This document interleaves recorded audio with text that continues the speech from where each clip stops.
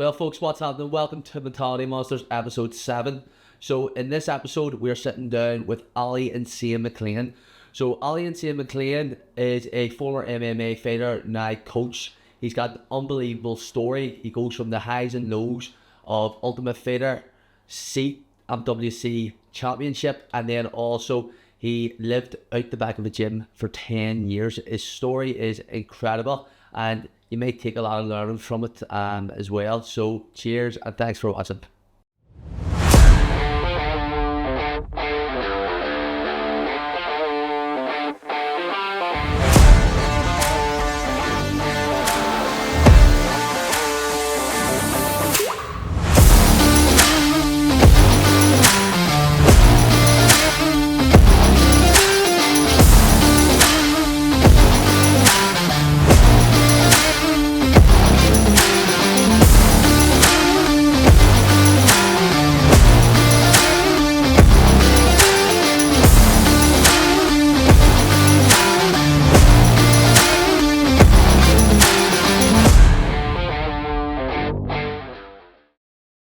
Well, folks, what's happening? Welcome to Mentality Monsters, and today's guest is Ali Insane Maclean, and this is a man who has devoted his life to his art. He's worked on his craft throughout the years. He's went through extreme highs, extreme lows. He sacrificed an awful lot to do what he does, and today we're going to hear his story. Ali, cheers for coming on. Thanks very much for having me, mate. No problem at all, bro. I really do appreciate you coming on as well, especially because this man lives in Liverpool. So he's made the time, he's came home and he's made the time for us to sit down and have this conversation. So again, really appreciate that there.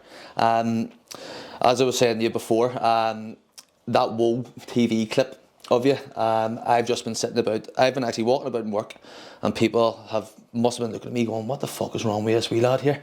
I've just been sitting going, Ali Insane Maclean, and I've just been going after it going, fuck, has anyone started me? Just going, and people are definitely going, his fucking head is cooked. Well, it is. But Ali, we're just going to start here from the very start. If you can just explain to us where you grew up and a bit about your background.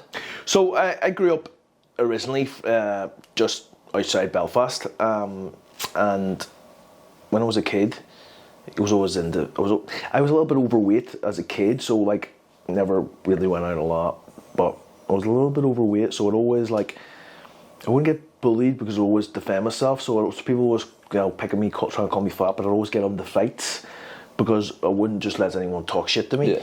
But I didn't know how to fight, but then I'm getting into fights, and I ended up getting suspended, and at one point I got told I was going to be expelled and stuff like that, and I didn't have the greatest home life at times, and so I was one of them ones when I was growing up. It was I was always fighting, either at home or in school. I was always fighting, so I just wanted to fight from a young age, and luckily I did judo when I was 7 years old, and it kind of consumed my life ever since, to be honest. And then with judo, did you learn the basic fundamentals of fighting in terms of not even fighting in itself, but the traits you need to be a good fighter, like the discipline and at an early age? Yeah, well, I think the most important thing is learning to be coachable and learning to take instruction, because we all have gone to school, but for a large majority of us, we don't want to listen, we don't want to pay attention. Most of what we've been taught, we have no interest in. But going to judo actually taught me, okay, well, I need to listen because he is the expert, he's fucking really good at this. Learning how to take advice, learning how to take criticism. On top of that, basic ethics like hard work, loyalty to your gym, and stuff like that served me really well. Yeah. See, when you were training at the very start, did the weight shift? Or I was a fat cunt all the way. Honestly, I was a fat cunt until I was I don't know, I think 14 or 15, and that's because even though I did judo, it's just my diet wasn't great. I didn't have control over that. I just ate what I was given. I didn't really do a lot apart from judo, and then. So I'd still be fucking getting into fights in school, but this time I would know judo and judo for people. My first fight in high school was I judo throwed the kid. We got in a fight, and I judo throwed him and went, yes. And judo, we get in the ball Nagi, and so I judo throwed him and went, yeah, I've won. I've won. Got up and punched the fuck out of me. And hit me in the face. Well, you can't do that. So I judo threw it again. And then I got broke up. And I was like, oh, this isn't working. And at the time, I didn't think, oh, you just hit him on the ground when you put him on the ground. Like, I was just judo throwing him and thinking, I fucking won. And like, I was fucking mad. And then, see, well, that their experience, is that what led you to MMA? No, because I just wanted to fight. I didn't even think of MMA. I didn't know MMA was a sport. The nephew of the coach went to my school and told me like his uncle does like this fighting stuff. I went, what do you mean? Someone in Lisbon does this fighting, like bare knuckle. Just went to Brazil and fought bare knuckle. I went, I wouldn't mind giving that a go. Didn't know what it was, just thought it was some guys who were fighting. So I thought I'd give it a go, and then discovered it was a sport.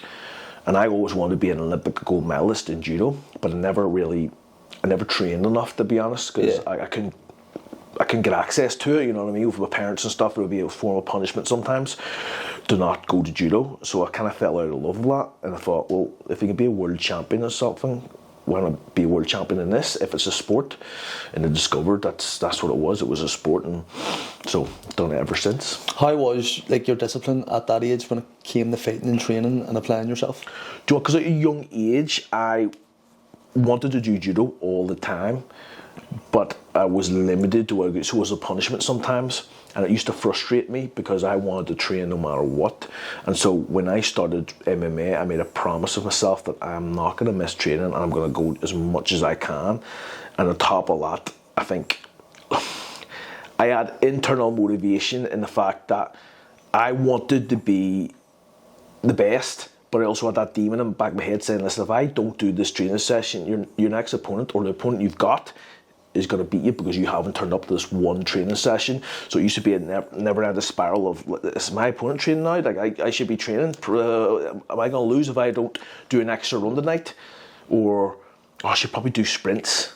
And then you think to yourself, I'm tired. Oh no, but you said you should do sprints, so you have to do sprints now, otherwise you'll lose the fight. And like almost like OCD type of mindset with it, which is a good thing in one respect, but also a bad thing because it can very quickly lead to under recovery, and then you end up getting injured.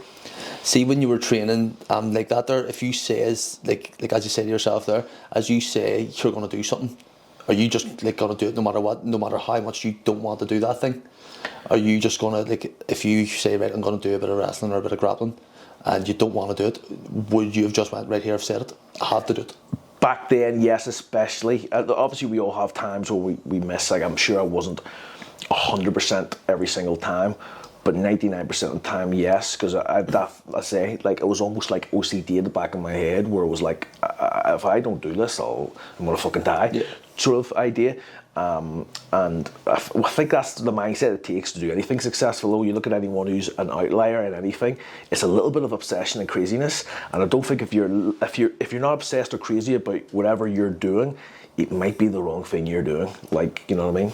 Seeing, like Goggins says, obsession comes in the small details no one else pays attention to, and that is 100% like correct. Like, I want to ask you, what benefit do you think that MMA or judo or a combat sport could have on a young person in modern times, like nowadays? Do you know what? Now we see the rise.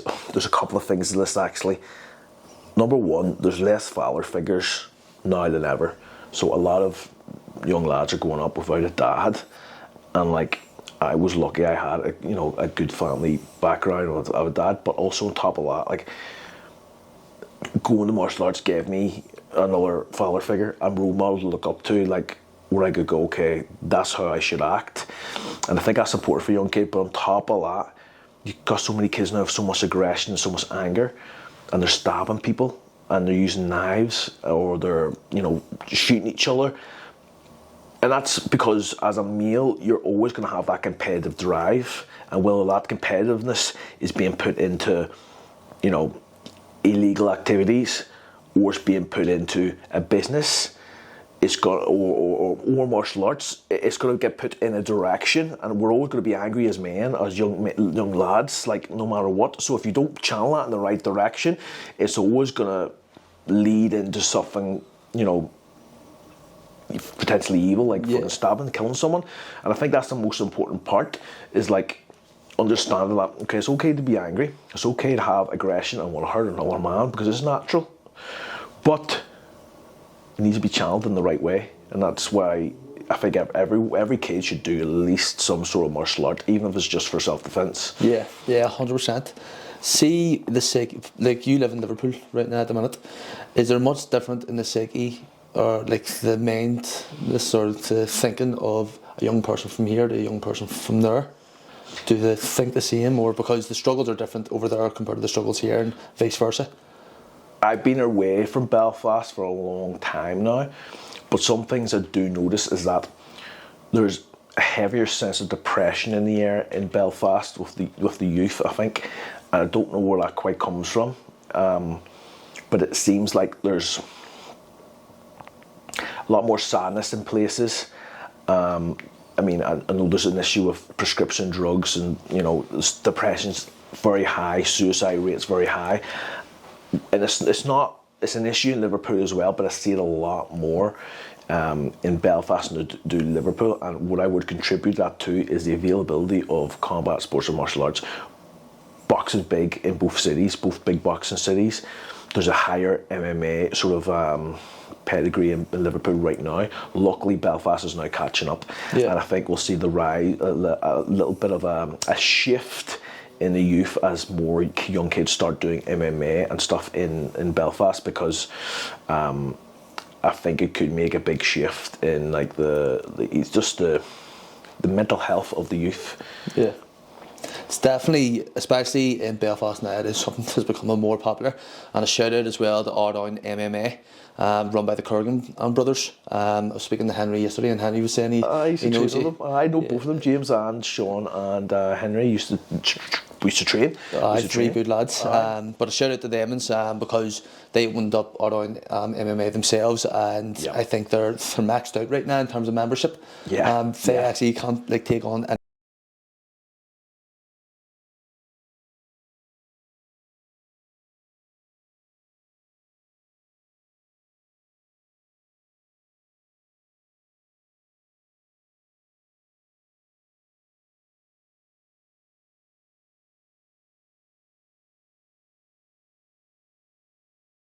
one of the pioneers of MMA in Northern Ireland, and so for me it was like, I didn't know that, I just thought it was fighting. Fight Club. That's thought it was a fight club. I literally thought it was a fight club. That's literally what I thought it was. And when was it you started to think that you could make a career out of it?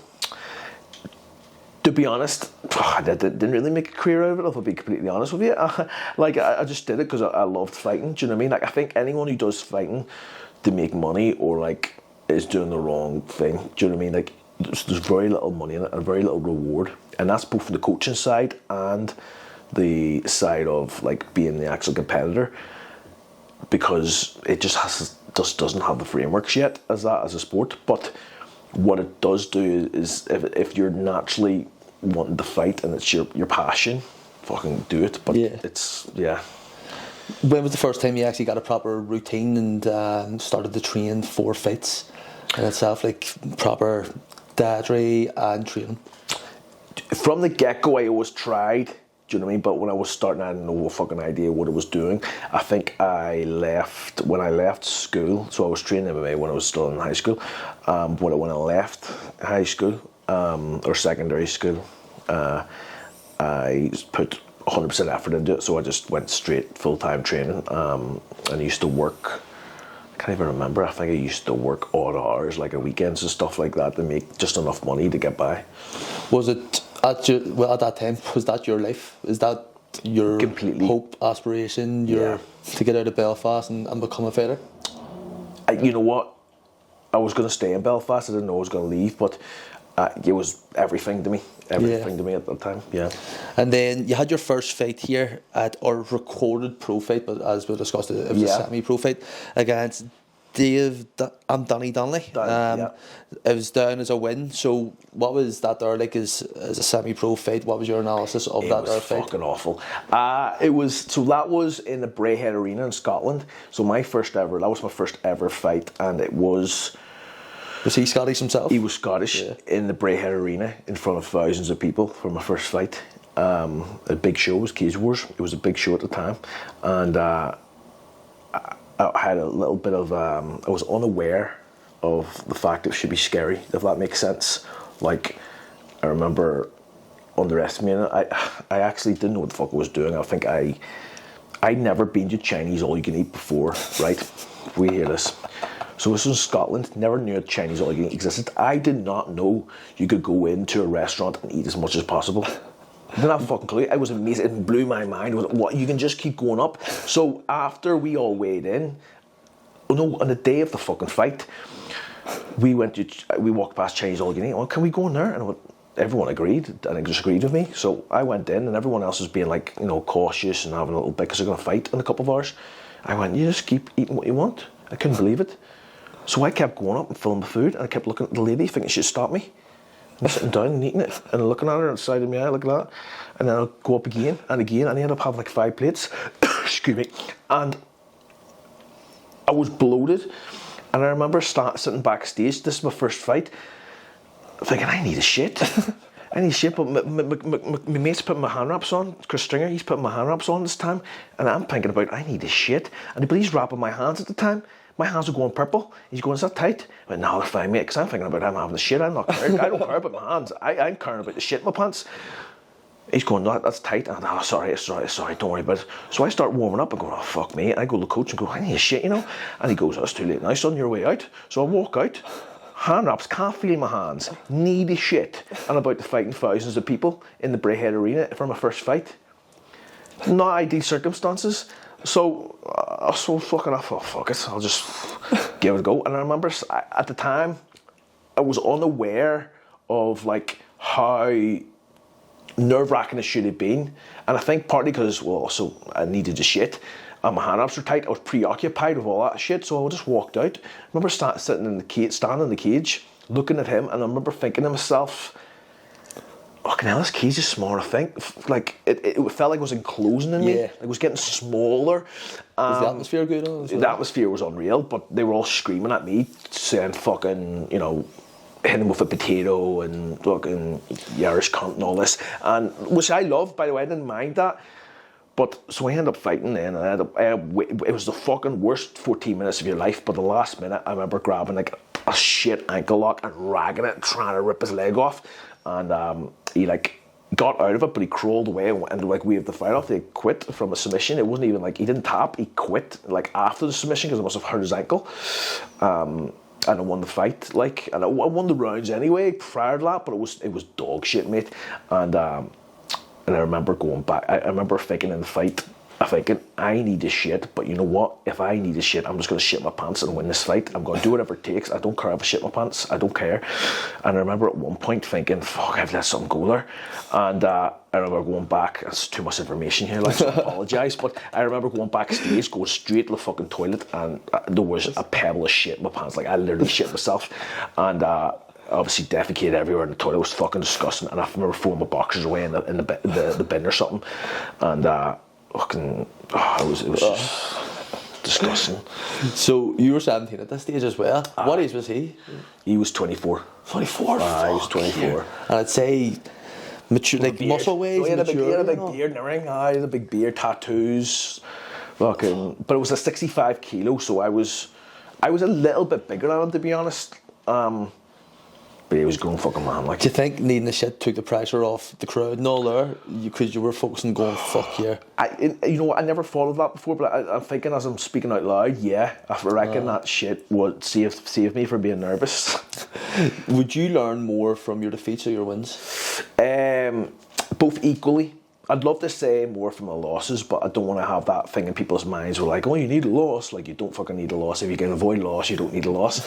But I'll try and avoid it. But like, yeah, like everything in my life has come from a challenge or stress. Like, my best learned lessons have all come from some sort of challenge, some sort of stress, or some sort of setback.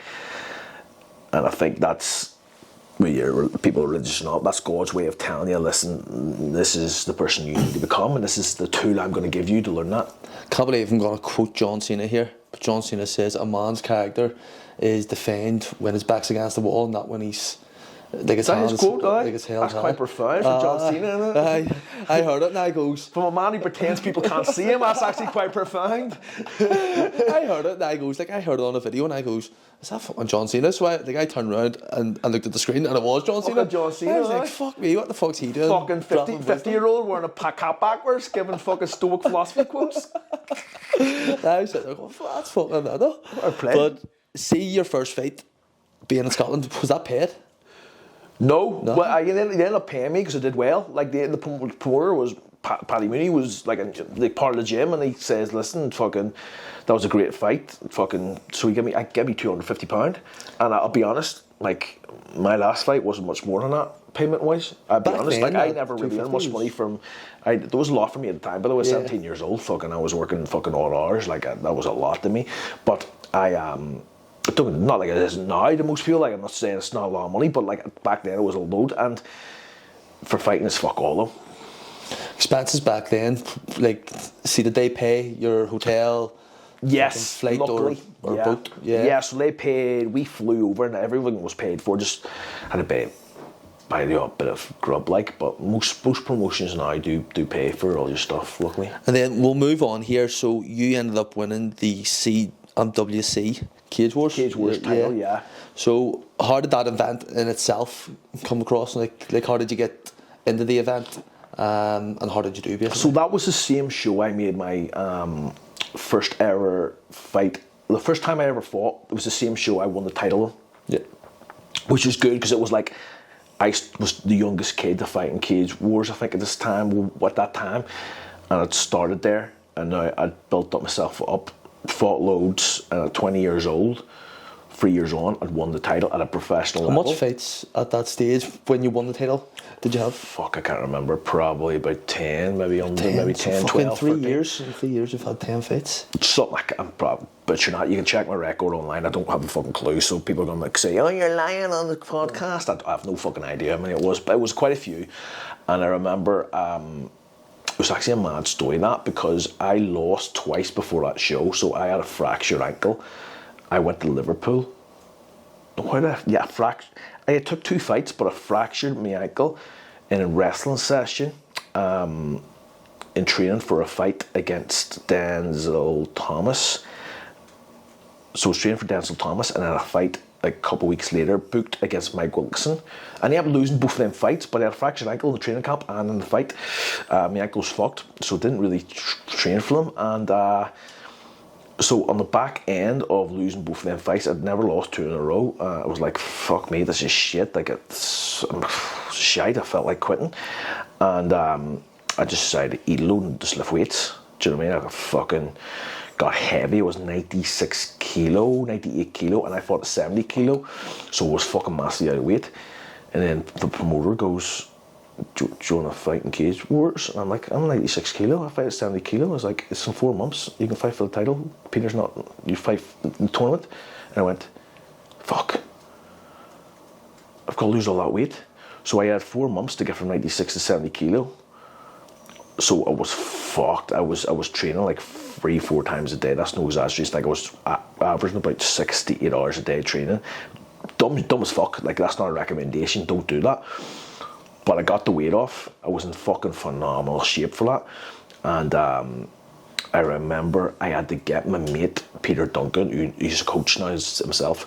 I got him to lock me in the sauna and not let me out, like stand outside the sauna. I had to be in the sauna from like 9 o'clock in the morning to 5 in the evening, in and out every 15 minutes or so.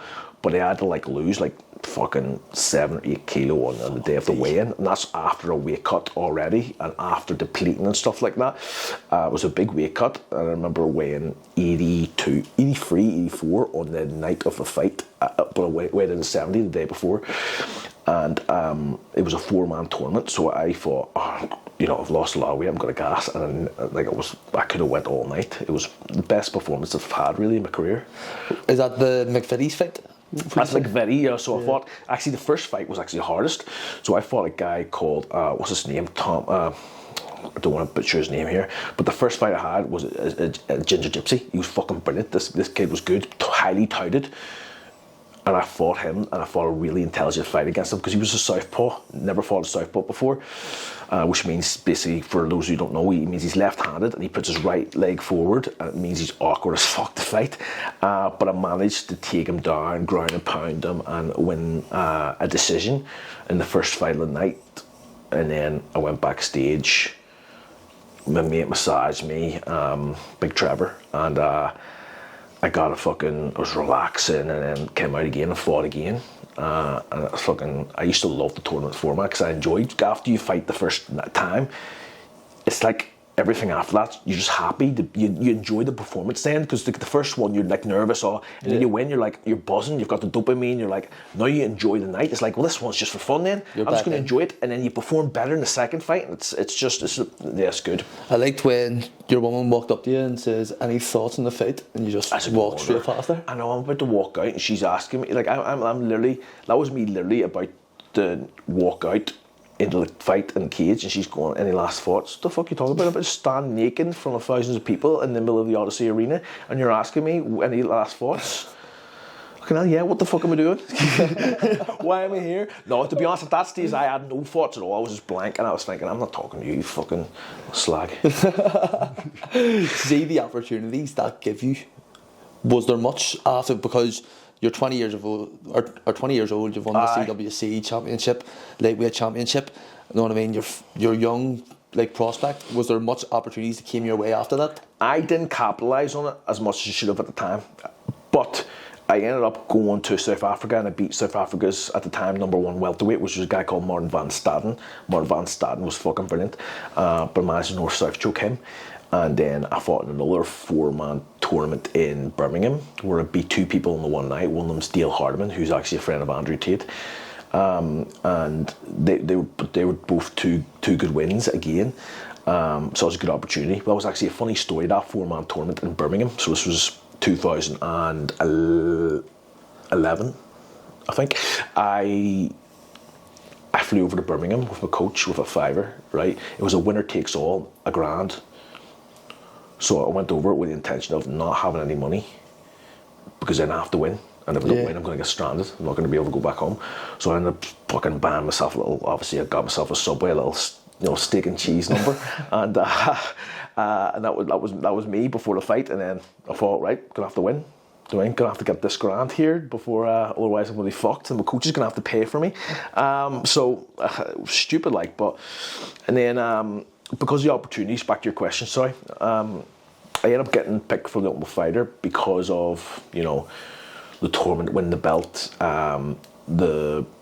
One of the commentators was a guy called Bobby Razik, who kind of knew the producers of the show of the Ultimate Fighter and stuff like that. Is that the one that you jumped down to? That's what I said, hook me up, mate, hook me up. And he did, he hooked me up for the Ultimate Fighter. He did, to be fair. I respect that there. Sponsor time, guys, and today's sponsor is Kurgan Competitions. You can go onto their website, onto their Facebook, they're all over social media, and you can have the opportunity of winning up to 10, 20 grand, and as well they're at very affordable prices. So they range in tickets from the likes of 25p and upwards, and like the 25p you could win yourself 5 grand. Have a look on their page and hope you enjoy.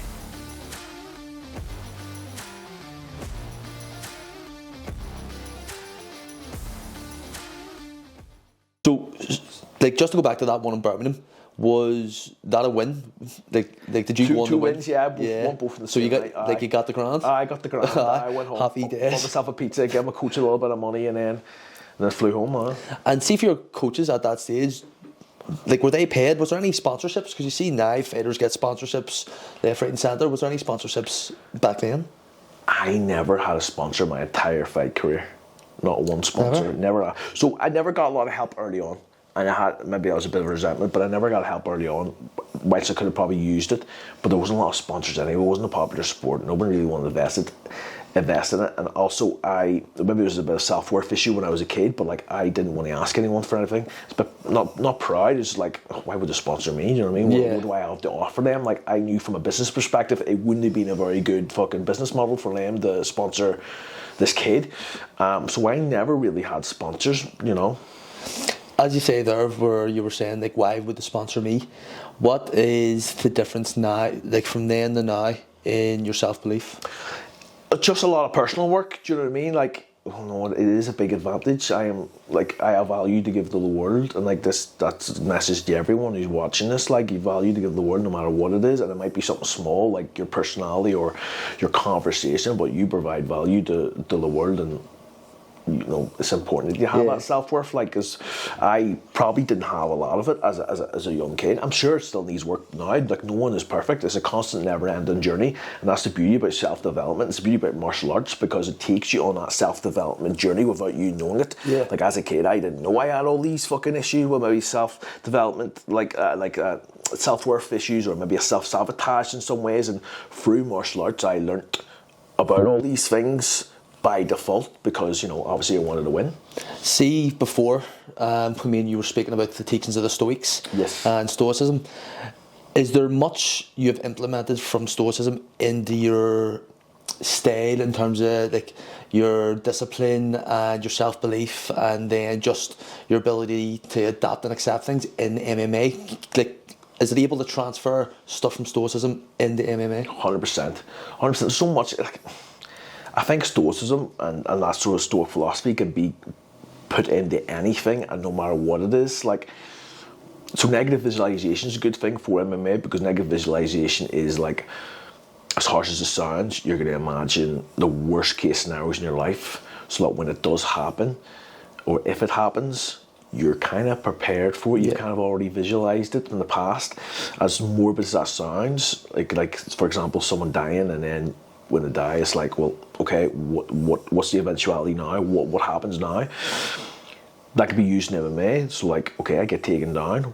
What is the worst case scenario? What do I do now? And then when it happens in the fight, you're not surprised, going, fuck me, I got taken down, and you panic, and then you start hyperventilating. You've visualized it. It's okay, I've been here, I've visualized it. What do I do now? You're a lot calmer in the moment. You're calm in the chaos, because you've visualized that negatively.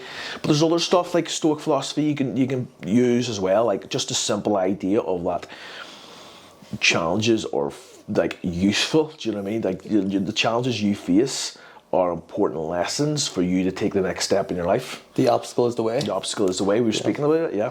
See, with MMA, would you always be fighting, or as a coach, would you teach your like fighters to be 2 or 3 steps ahead of the game, like chess, like you're always ahead of the game, or do you like take each thing as it comes?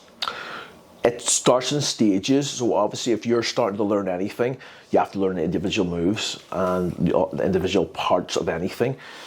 Then as you know it a little bit better, you start linking them together in a system. And then eventually, you start to intertwine that system. So it might be 1, 2, 3, and you do it in 1, 2, 3 fashion. But then, because you know it better now, you can go 3, 2, 1, 3, 2, 1, 1, 2, 3, 2, 1, 3, whatever it is. It gets interlinked. Yeah. Then eventually that becomes autonomous, and you're just doing the right thing at the right time. But it's important you taught that in the right way. Like, it's progressively moving towards that system, because I couldn't just go in and tell someone, like, listen, this is the whole complete system, and you have to learn it, and you have to do it this way, because you're not going to automatically pick that up naturally. Yeah. We'll circle back here just to the Ultimate Fighter. Can you just explain the entire process of that there, how it went, where it was, and kind of like your learnings from that there that you've taken away? The Ultimate Fighter, that was 2012, and I remember doing trials. And my manager at the time kind of said, listen, fucking, do you want to go to these trials? And he actually paid for my flight to Las Vegas to do the trials. Fucking Paddy Mooney was fucking, because I couldn't afford it. Gentleman, like, it changed my life, thanks to him.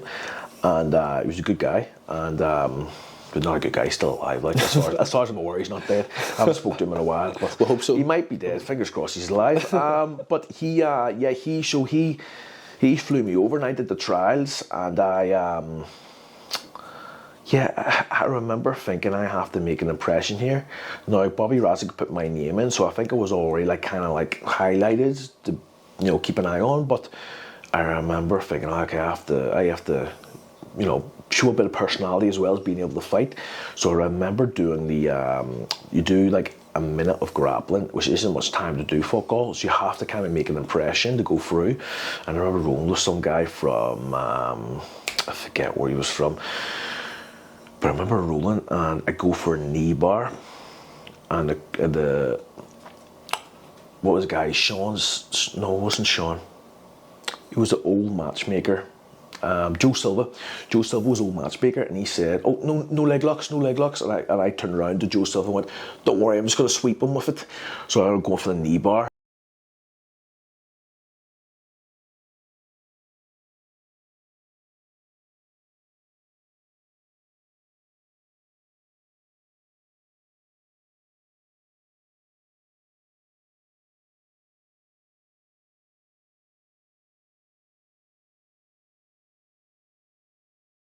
Fact, there was personality along with that while doing it. That's what people are looking for, because this is an entertainment. It's not just a sport about being the toughest. It's about having something else to you. Bit of character. A bit of character, 100%. Because so many fighters are born cunts, you don't want to watch them. So I remember that impressed them, and I remember going backstage then, or sorry, I remember the later stages were interviews, and he interviewed me, and I remember speaking to them and just fucking trying to be the most off the cuff, no fucks given interview ever. And he had them in stitches just from being fucking, you know, just a working class kid with no fucks given. And I remember getting through, and it was fucking a great experience, but I wasn't prepared for that level of competition yet. I was good in my areas where I was strong. Like in North-South, I could wrestle to a certain extent, but at that stage, I did not know how to get off my back, how to get to my feet. There's so many small principles in MMA I did not know, and I didn't know it because I wasn't taught at that level. Like, it was just no one in Northern Ireland knew. Like, no gym could have done it at a high level at that stage. Yeah. It just wasn't there.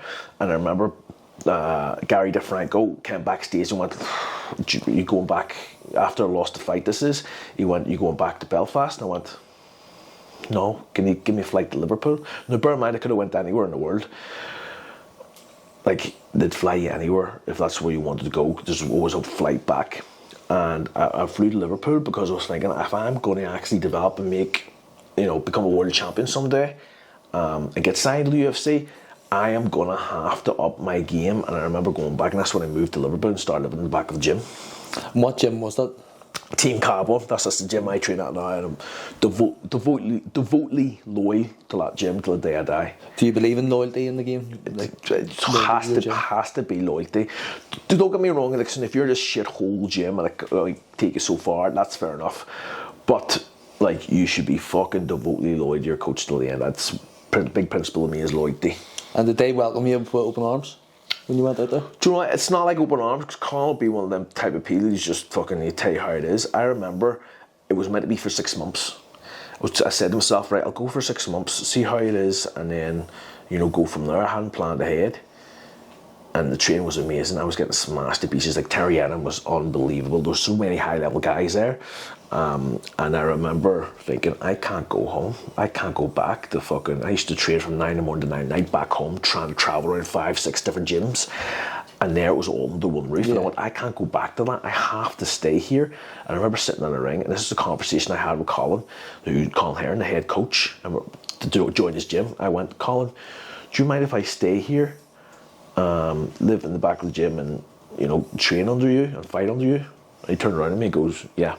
And that was it. That's the only conversation I had with him, and it was 10 years stayed in that back of the gym. No conversation was had.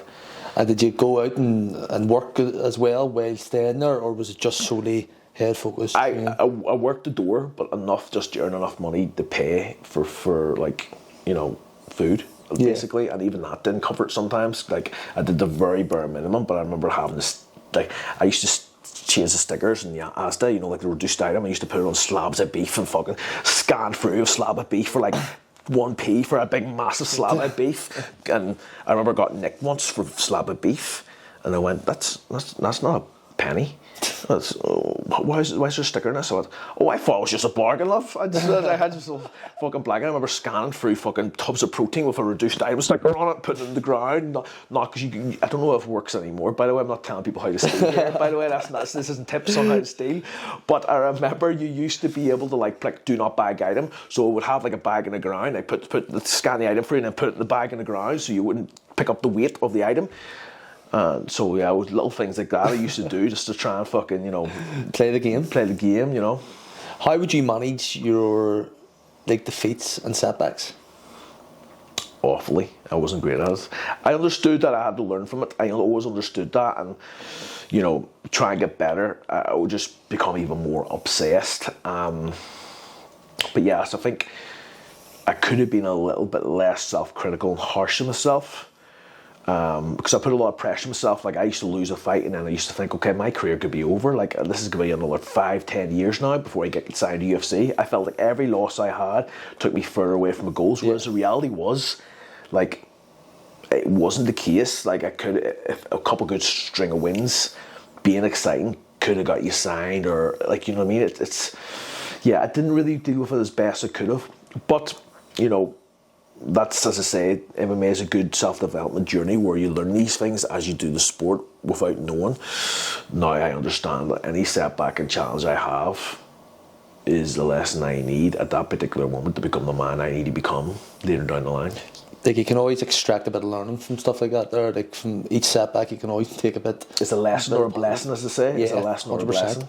And how would you see, now that you've got that mindset, would you tell your fighters and clients to be like that there? Would you teach them and also to fight physically but also fight mentally? 100%. It's I'm not going to say it's 90% mental because it's fucking 100% physical, 100% mental, but it's a large portion of fighting is mental and being able to manage your emotions, being able to access a flow state when you're competing. And I think it's an area where it's vastly understudied because it's a very masculine sport. Doing mindset training seems to be almost seen as a bad thing, because you're mentally weak because you're doing mindset training.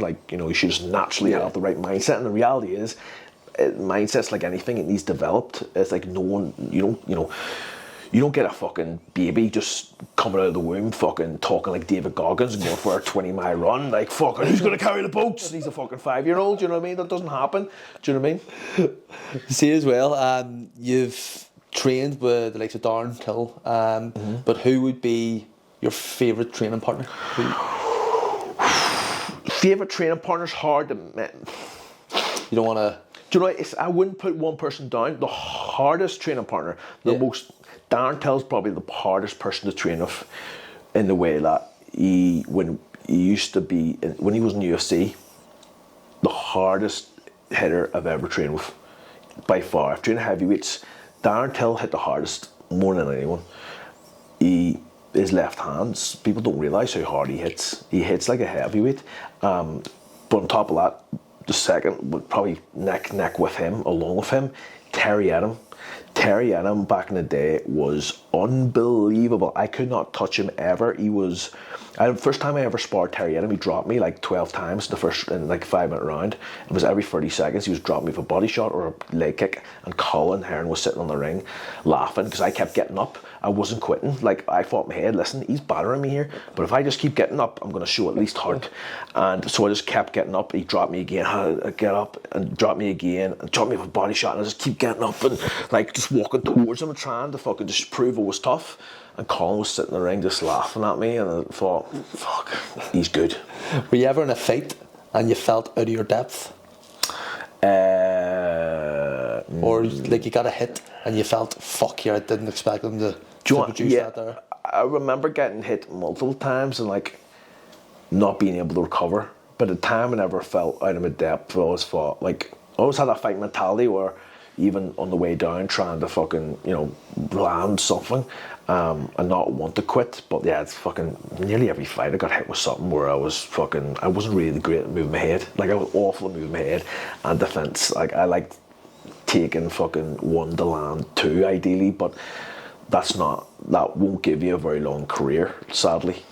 And when was it you started to go into wanting to become a coach yourself? I never really wanted to until I retired, and that was only when I retired because I wanted to give back a little bit to the sport. Like, the sport gave me so much. It's my duty then as a man to then help other people that may have had the struggles that I had. Like, all my lessons have happened for a reason, and it's pointless and selfish for me to keep them to myself if I don't teach someone else them. Yeah. Do you know what I mean? Like, if I just, like, okay, all these setbacks, all these problems, all these things, I'm just going to keep them to myself. I'm not going to teach anyone the lessons from them. And then some other kid is going to make the same mistakes and repeat the same mistakes that I made, and now he's going to have a less, than a successful career just because I'm a selfish cunt and decide not to share it. And that's what led me into it. Seems like it's a lot about experience then being passed down, and that's where you're learning as well. One question which I was wanting to ask you is, what's the difference in your mindset between training the fighter and training like yourself for a fight?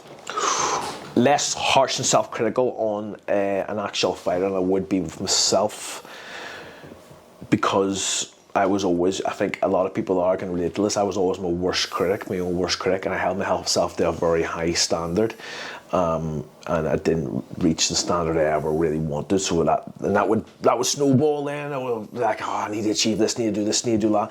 Whereas with a client, it's important to have that, like, or a fighter to have that happy medium where, like, they're going to end up burning out. And I know from my own lessons and my own life that if you go too much in one direction and don't have that break, don't have that happy medium, you'll end up burning out and you'll end up fucking, performing badly in a fight. Like, it's important that you have that little bit of a happy medium.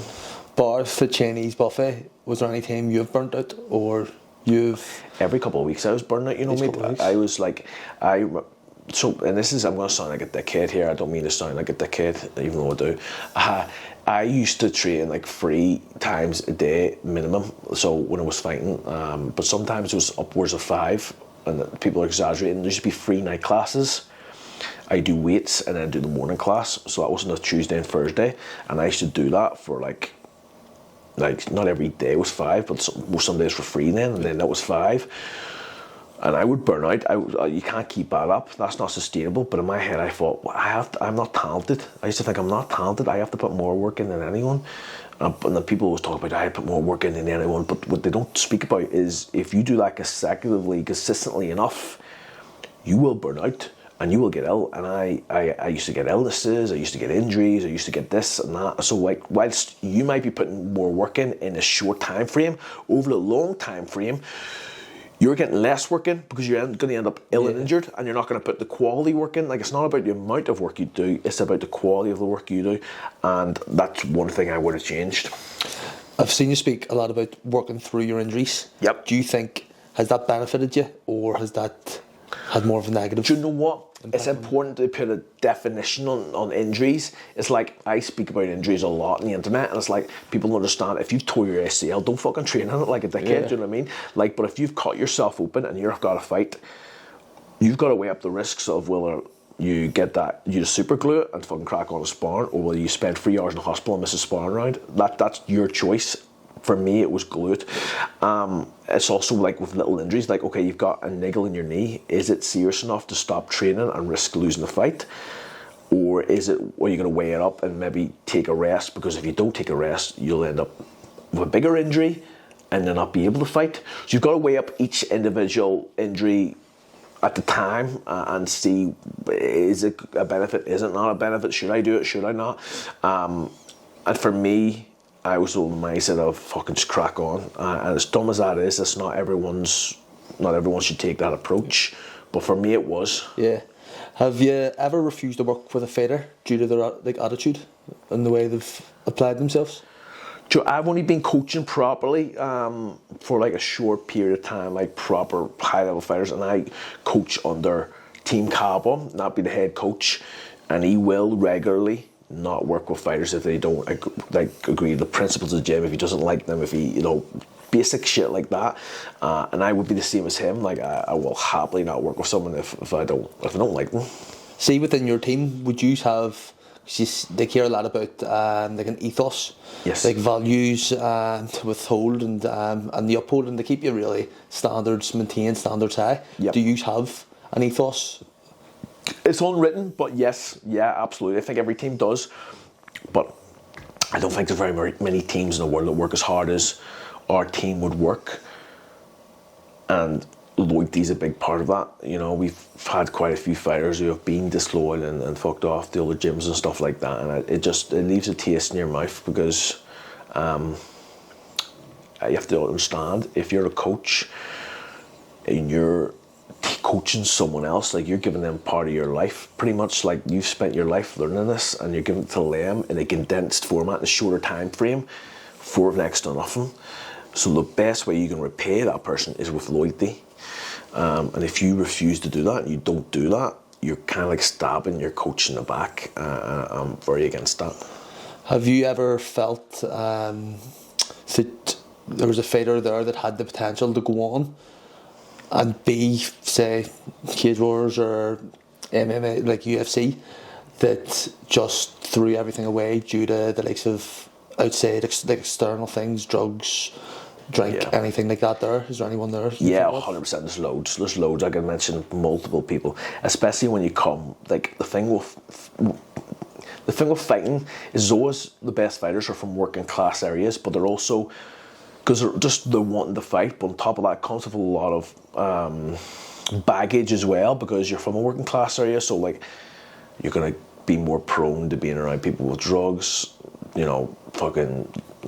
illegal activities, and on top of that, you're more likely to be steered in that direction as well, because everyone wants to be best friends with the fighter, and so it's a hard one. There's been so many fighters who have been so talented, and they've kind of gone down a bad road, and even famous ones who, like, fought in UFC and fought for the highest level, have self-sabotaged and not reached their potential because of, as you say, the negative influences like drugs and alcohol. And that's one thing I never did during my career, still this day, is go near drugs.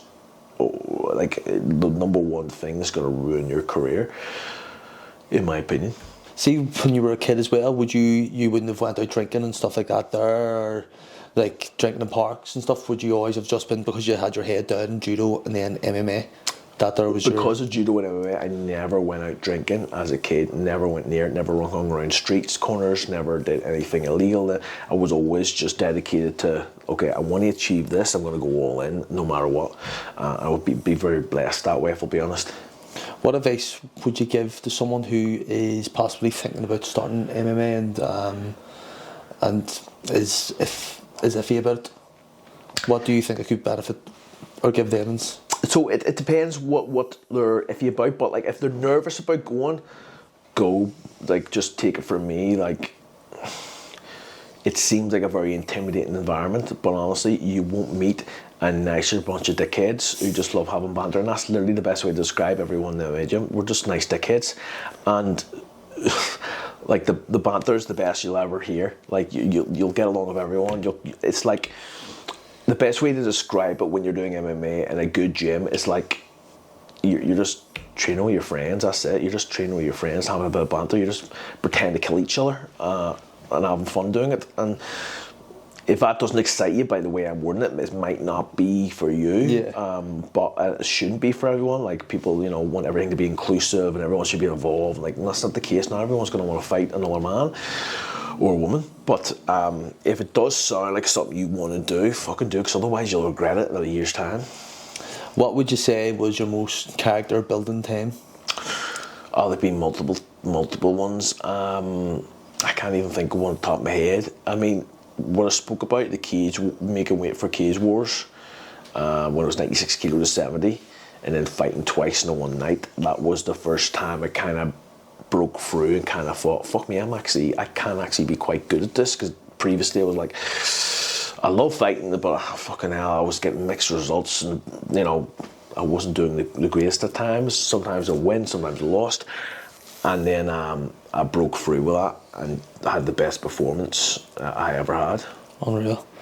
What's your opinion on discipline over motivation?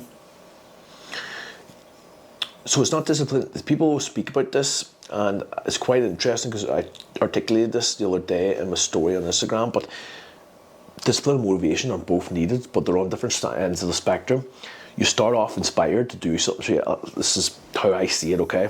Well, this is right or wrong. This is the way I see it in my own head. It's my mind model, I'm assuming that's what it's called. It starts off with inspiration. You're inspired to start something. So you go, I really want to do that thing. Then you're motivated to actually take action. So you take the first step with motivation. And motivation is like that rocket fuel that gets up you off the fucking, off the bed. But when you've made that initial motivation for maybe a day, a week, then it starts to become a habit. So that starts to turn into a habit. You stay on track with a habit with discipline. So you can see discipline's way up here, inspiration and motivation are down here, but they're all needed at the right time. So it's not like people talking about, oh yeah, I'm not motivated. No, what you mean to say is you had motivation and you haven't been able to develop that into discipline and habits. Yeah, to harness it. And people need to be, that's why I'm all or nothing with things, because if I take a day off, it ruins that discipline muscle in my head, and that discipline is a muscle you need to train. And like, you know, anyone who started a diet can relate to this. Like the first couple of weeks, oh my God, I just want to eat pizza all the time. But then you keep doing it, it becomes a habit of eating the same stuff and changing it. If you're, you know, obviously not everyone's successful at dieting, but it's the same principle applies in anything. It's a muscle that needs developed over time. And so you've got to understand inspiration and motivation get you started, but discipline and habits keep you going. Yeah. Would you say in your experience as coaching, so you've been coaching what, for 3 years now, is it? I've been coaching my whole life. So even when I was 17, I was coaching so fucking forever. Would you say that if a fighter has won the fight mentally in their head, they'll go on to win it like physically? Or it's more likely to happen than what it would be if, well, let's look at the opposite end of the spectrum. Let's go into a fight thinking you're going to lose. Chances are you're going to lose. Do you know what I mean? Like, we are what we think. Everyone speaks about that, but like the power of the placebo and nocebo effect are massive, and people, I don't think placebo's well known. Okay, people know what the placebo effect is, and that's pretty much like if you believe something like enough, it has the effects of it actually happening. So like, for example, if I give you a sugar pill and say it's fucking an antidepressant, like the placebo effect kind of proves that actually would have antidepressant effects because you believe that tablet is antidepressant. The same happens with a nocebo effect, and with a nocebo effect, what people don't realise is if you believe something's fucking really dangerous, it's going to cause you physical harm just by believing it. And there's a story, I don't know if this was done, this is quite well known, but there was a guy who was in a freezer and he believed the freezer was on, and he died. He died in the freezer from believing it was on. Like, I forget, I'm going to butcher this fucking story, by the way, so people don't shout at me on the internet. But he ended up dying in the freezer, and the freezer was off. But he ended up dying because he believed the freezer was on. He was going to die from the fear and like the fact, like the actual nocebo effect of being in there, of being in the freezer, and when it wasn't even fucking on. And so this people want to know more about that, like Google nocebo effect. But it's the same applies for fighting. If you believe something strongly enough, whether it's good or bad, the likelihood of it happening is much, much stronger. And it can't be fake belief. It can't be like, oh yeah, I believe I'm the best in the world, and you're like a fat cunt who never trains. Still doubt in your head. 100%. You still have it. It has to be almost like fucking stupid. So you need to be so fucking stupid that you know you're almost convinced that you are. What techniques, or is there any techniques, in fact, that you would train to a fighter to help on their mental state and to keep them sharp mentally, not just physically? Learning how to stay and go into a flow state, one of the most important things I think a fighter and any athlete can learn. And there's multiple ways to get into a flow state, but it's just learning how to quiet your noisy mind. We've all got obviously our conscious mind that works 24/7, where I'm thinking about, like right now I'm thinking my knees a bit sore when we're talking. That's playing on my head. Yeah, it just fucking goes. 100%. But we have to understand, if you go into a fight with that and you're thinking of, right, I'm going to hit him with a left hand and then right leg kick, that's too slow. It's too slow reactions and you're overthinking now. fighting needs to come from the subconscious, the quiet part of your mind. It needs to be automated. Yeah. You need to be in a flow state, almost like in a meditative state, and that's hard to do. But it takes mindfulness, it takes breath work, and it takes a lot of exercises that I will do with clients. What exercises would you train with, like, and what would you do? Box breathing is a good way to start that. So at the very basic entry level of being mindful and sort of trying to get into a flow state is box breathing. So breathing in for 4 seconds for your nose, hold for 4 seconds, breathe out for your mouth 4 seconds, and then hold for 4 seconds, and then repeating that multiple times is a great way to get into sort of that flow state. But it's not a guarantee. There's a couple of great books now. Number one called, I think the one is called Flow, I think it's called. Really good book on it. But a lot of good books on that sort of stuff. But any sort of mindfulness will help. Would you educate yourself an awful lot when it comes to training your mind?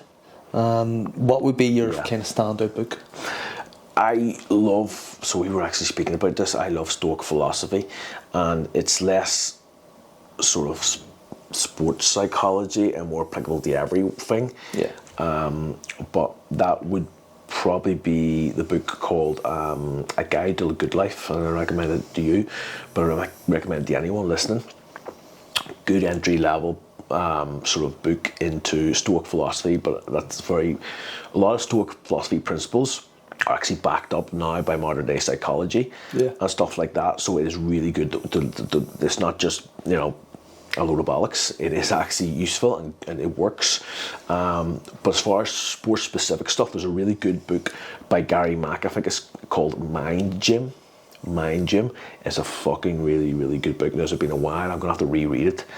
But it was one of the first ever sports psychology books I read, and I remember thinking that was fucking unreal.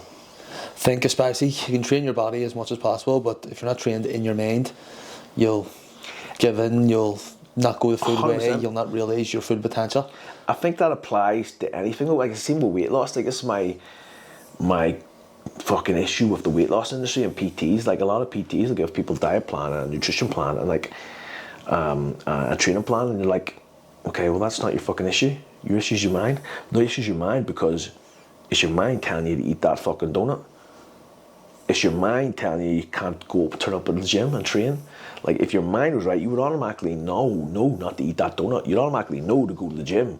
Like, for the vast majority of people who are overweight, it's a mental issue of binge eating. It's a mental issue of self-worth. It's a mental issue of like looking for a dopamine addiction elsewhere, other than, you know. So I think all across the board it can be useful. You see a lot of people now turning to Stoicism and reading about the Stoics, and a lot of people are now like identifying themselves or with stuff that like Jordan Peterson says, Andrew Tate, Chris Williamson, Joe Rogan.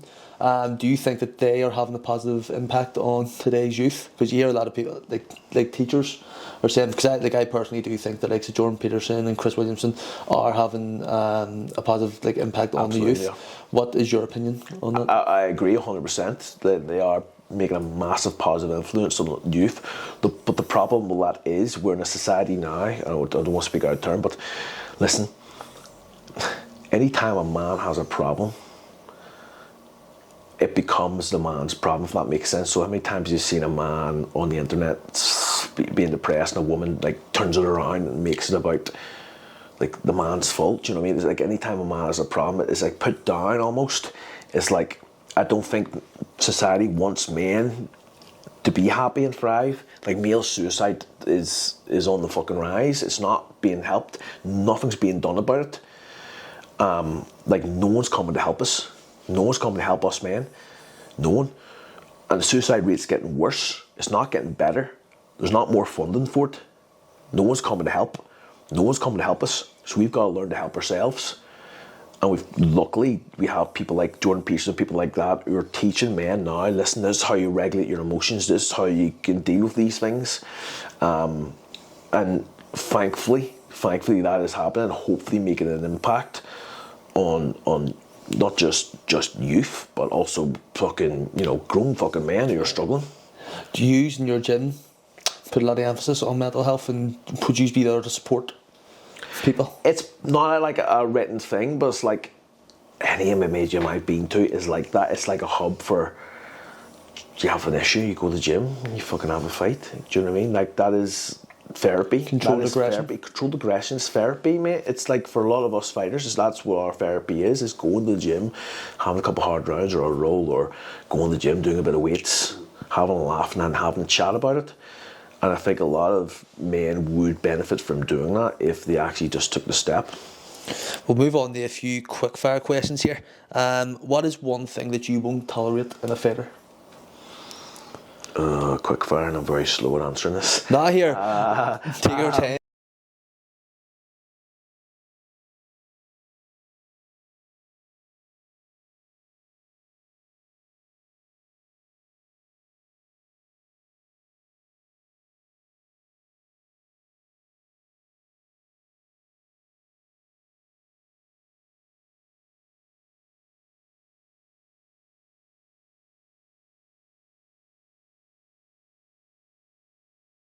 For me, not because I had a load of good wins, I didn't.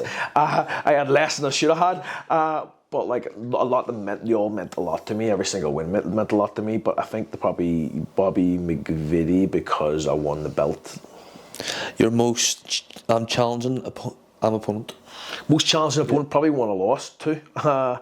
Most challenging, I'm not going to give anyone a shout out. They're all cunts, they all beat me, fuck them all. They all beat me, the bastards. We'll move on from that one then. A TKO or a submission? Fuck, I'd love to say TKO, but I didn't have many. I mostly have submissions, to be honest, so submission, I guess. Submission. Who is your current favourite MMA fighter? I don't have a favourite MMA fighter, and only because they're peers. Peers? They're peers, 100%. Yeah. Who is someone that we should keep an eye out for in the future? Caine, obviously people know about him. He's fighting in the UFC now. He's from our gym. He's unreal. His mindset's incredible. He's actually fighting tonight, so hopefully, I think he's going to win. I believe in him. But this will be out on Thursday, so hopefully we're looking back and going, yes, is right, Caine. But he's unreal. We've already covered really your favourite training partner. So we'll move on. Who's the most famous person in your phone, in your contacts? Would you say famous or well known? Oh, that's a good question, that. Fuck. I'd love to give a fucking really good one here. There's a load of fighters, but like, no one's fucking gonna be fucking blown away like by any of that. No one I really talk to regularly. Dan Meredith is a book author. A guy who wrote, I forget this fucking book's name, sorry Dan. How to Be Fucking Awesome, I think it's called. Like, sold millions of copies. So probably Dan. What's that there? Is that there like It's like a self-development book. He's an author. He lives in Bristol, but he's a friend. I remember I went out to Bristol. He's a fucking mad cunt. I met him at an event. And he asked me, "Are you a fighter, Alan?" Yeah, he said, "You should come down and spar sometime and train with me." And I went, "Aye, sure." I thought, "You fucking nutcase, you mad bastard." And I thought, I'm never going to hear from him again. Messaged me. I went, "Do you want to come down and spar?" I was like, "You being serious? Well, if you're mad enough to ask me, I'm going to go down." So I ended up going down and spar him, and we're actually friends now. But that's probably him. What's your death row meal? So on starter, main course, dessert and drink. Fucking something with cyanide or rat poison in it. I'll fucking die on my terms, mate. I'll die on my terms. When I want to die, you're not going to kill me, you cunt. I don't know, favourite people. I've heard this question before, and I always thought, what would be mine? I don't know. Chinese buffet, maybe? Pussy. So fucking hell, sorry, Rihanna. That's my girlfriend. But I hear. Man, thank you very much for coming in. I was saying to him before, we appreciate him coming over because, again, he's flying home tonight to Liverpool. Where would you kind of call home now? Liverpool or? Fuck, Liverpool probably. Or Belfast? Liverpool. Well, mate, I wish you all the best and thank you very much for coming in. Thank you very much. Thank you for having me.